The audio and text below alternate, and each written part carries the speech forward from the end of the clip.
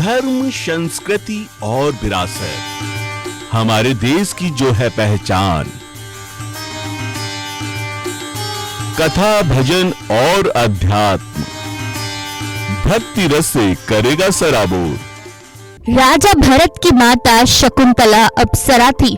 दुष्यंत ने आश्रम में शकुंतला को देखा। राजा भरत के नाम से पड़ा भारत का नाम। राजा दुष्यंत शाप से रानी को भूल गए।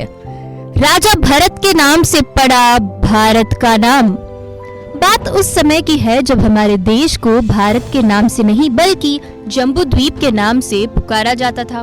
पुरुवंशी के एक शक्तिशाली राजा एती हुए, जिनके यहाँ एक महाप्रतापी पुत्र का जन्म हुआ, जिनका जिक्र महाभारत की कथा में एक महान राजा के रूप में आता है। कहा जाता है कि राजा दुष्यंत एक दिन शिकार खेलते हुए कुछ आराम करने के लिए ऋषि कणव के आश्रम जा पहुँचे, जहाँ कणव ऋषि की पाली हुई पुत्री शकुंतला भी राजा को मिली, जिसने राजा का उचित आतिथ्य और आदर सत्कार किया, जिससे राजा भी उस रूपवती पर मुग्ध हो गए। जब राजा ने पूछा तो मालूम हुआ कि शकुंतला स्वर्ग की अप्सरा मेनका की बेटी है, जो ऋषि विश्वामित्र और अप्सरा की कन्या है। तो राजा ने विवाह का प्रस्ताव रख दिया, जिसे सुनकर शकुंतला ने कहा, यदि गंधर्व विवाह में कोई दोष ना हो और आप मेरे पुत्र को युवराज बनाएंगे तो मैं सहमत हूँ।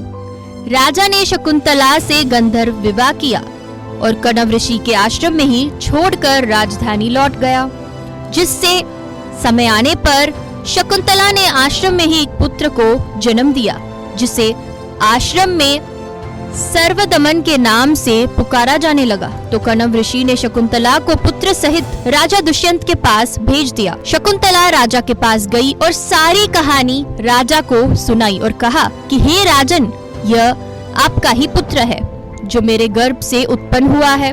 वायदे के अनुसार आप इसे युवराज बनाएंगे। राजा को सब बातें याद थी, पर शाप के कारण राजा को कुछ याद नहीं था और राजा ने शकुंतला को वापस जाने के लिए मजबूर कर दिया और यहाँ तक कहा कि मेरा इससे कोई संबंध कभी नहीं रहा, चलो दूर चली जाओ। शकुंतला ने भय और लज्जा को छोड़कर जो जी में आया राजा को खूब कहा सुनी की और शकुंतला के लिए देववाणी हुई कि हे राजन, यह पुत्र आपका ही है, इसे ग्रहण करे और इसको अपनाए और इसका नाम भरत रखे। राजा ने देववाणी सुनी और शकुंतला को बेटे के साथ अपना लिया। आगे चलकर यही बेटा भरत बहुत महान और प्रतापी राजा हुआ। इस कथा को कालिदास जी ने अभिज्ञान शाकुंतलम के नाटक के रूप में लिखा है, जिसमें ऋषि दुर्वासा के श्राप की कल्पना करके यह दिखाया कि उस श्राप के कारण ही राजा सब बातें भूल गए थे। जब एक मछुआरे ने मछली पकड़ी और मछली के पेट से शाही अंगूठी मिली तो हैरान हो गए, जिसमें शाही मुहर को मछुआरे ने पहचान लिया और अंगूठे को लेकर महल गया। अंगूठी को देखते ही राजा दुष्यंत को शादी की यादें ताजा हो गई और राजा तुरंत शकुंतला को खोजने निकल पड़े और कणव ऋषि के आश्रम में पहुंच गए, जहां जंगल में आश्चर्यजनक दृश्य देखकर हैरान हो गए। राजा ने देखा कि छोटे से लड़के ने शेर का मुंह खोल रखा है और शेर के दांतों को गिन रहा था। राजा लड़के की निर्भीकता और शक्ति से चकित हो गए और उसका नाम पूछा।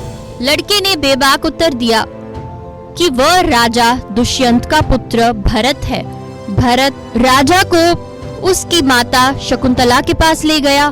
फिर राजा का परिवार जुट गया और राजा ने शकुंतला से माफी मांग ली और अपने परिवार के साथ खुशी खुशी राजभवन लौट आए, जहां प्रजा ने खुशियां मनाई।